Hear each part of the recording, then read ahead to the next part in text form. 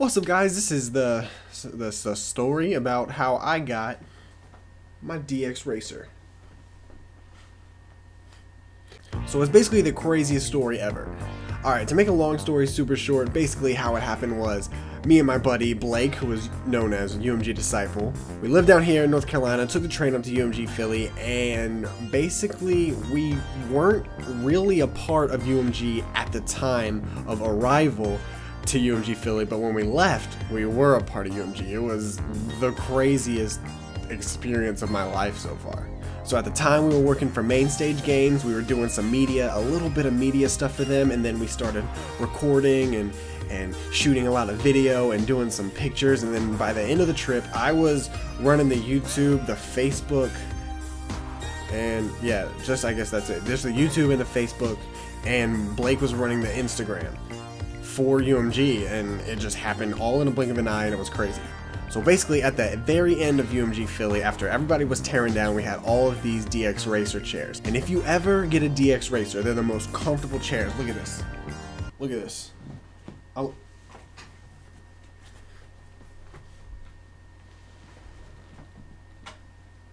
Yeah, so they're the most comfortable chairs in the world, but the one thing about them is once you put them together, you are not getting that shit apart.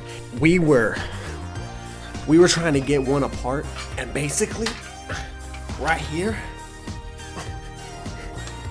we were like banging on this thing, because once you sit on it, it doesn't come off. It does not come off. So we were trying to get one apart.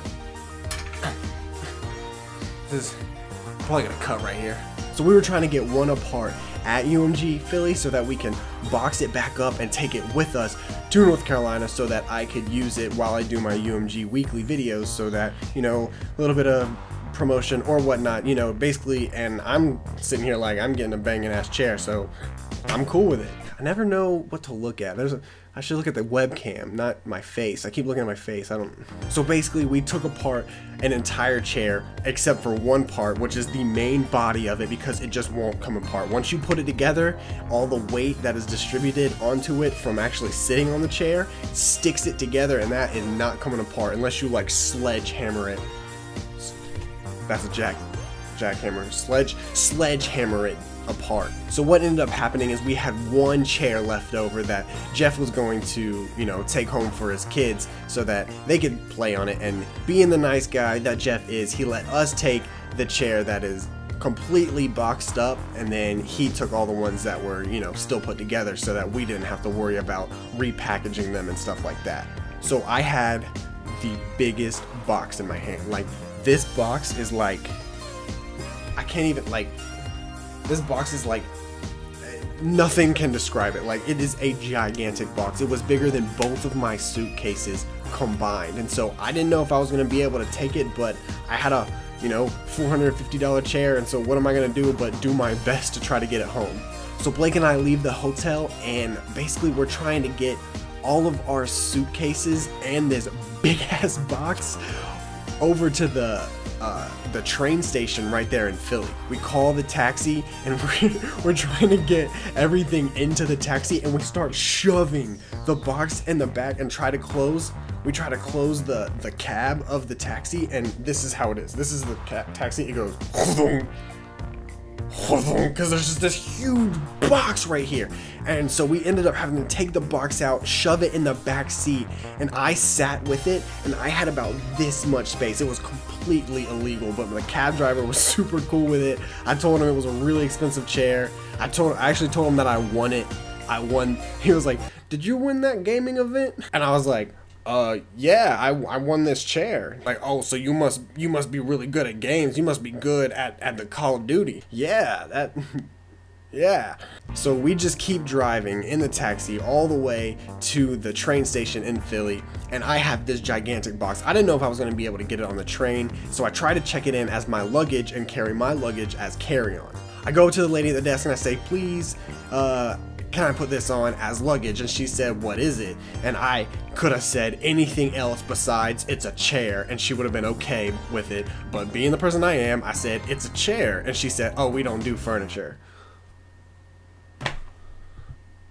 I was like, "Oh, you don't do furniture? This is a $450 chair. I'm gonna get it home somehow." So there was a post office station in the train station, so I carried this huge box there. Like, when I'm carrying this box, it is big. It is half the size of me, and it is like 50 pounds. I mean, it's, I don't know if that's heavy. I don't even know what's heavy. It was pretty dang heavy, and I was just lugging it around the train station. So I go to the post office and I say, hey, can I send this to my house in North Carolina? And she measures it, and she said it is 3 centimeters too wide for us to send it. So if we send it, we'd have to send it some super special way, and it's gonna be like $85. Okay, well, seeing as I don't have $85 on me, I think that's a no-go. So I lug the whole thing all the way back to the lady that I originally talked to. So she looks at me and she says, all right, honey, I'm gonna try to help you. And she calls this like Russian-ish kind of lady over to me. She's like an older lady, she's like 70, and she comes up to me and Blake and she's like, oh, you trying to get this? That's like Jamaican or something. So accent aside, she says, are you trying to get this on the train? And I'm like, yes. And she said, well, that's not gonna happen. I was like, please let it happen.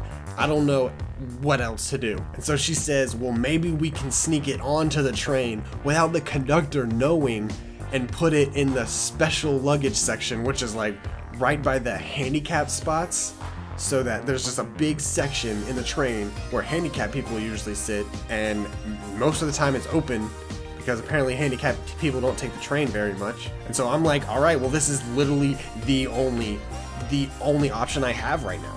So I asked Blake if I could borrow his Sharpie, and I wrote my name all over the box. I wrote my address, I wrote it 3 sides of the box, and then I said, hey, and I wrote my phone number, and I said, hey, if you find this, just text me. We'll work something out. If you can just ship this to my house, then I'll pay you some money for it. So 5 minutes before the train arrives, me, Blake, and Russian lady go down through the elevator, and we're right beside where the train is. The train comes, and of course the door I have to get in is right beside the conductor. Like, here's the conductor's door, this is where he comes out of, and this is where he does all his train stuff, and this is my door. I was just like, of course, that's gonna happen. So as we are lugging this huge box of chair into the train, the conductor walks out, and he looks at us, and he looks at Russian lady, and he says, what are you doing? We don't take that. We don't do any of that. And she just looks at me. She looks at me dead in the eyes, and she goes, shh, and just keep going. Just keep going. Okay, I guess I'm just gonna just go for it. So I just picked it up, moved it into the handicap spot, and then I looked at her, and she was looking at me, and she was like, I don't know what to do. And then, so I just reach in my pocket, grab $20, and I handed it to her. She says, thank you, you're gonna be okay. And then we sat down, she left, talked with the conductor, and he was like, oh, well, I guess we'll let it go this time. Yeah, so that's me. I mean, I'm just a guy that went up to UMG Philly, came back a part of UMG with a $450 chair, and had to get it through 4 different types of customs, and it was completely impossible to do it, and that's just a part of it. But overall, it's an amazing chair. I mean, DX Racer is simply amazing. I never get uncomfortable. I can lean. I've slept in it. I will admit I have slept in it. Not like a nap, like I went to sleep and woke up in the morning in it. It was a rough time, but I did it. I don't know, but enough rambling from me. I don't know if you guys enjoyed this little vlog or whatever. If you want me to do more, just let me know. If not, just say I hate you, go away, and I'll go away. So this has been Hitch, and I'll see you next time, maybe, possibly, if you don't tell me that you hate me. Bye.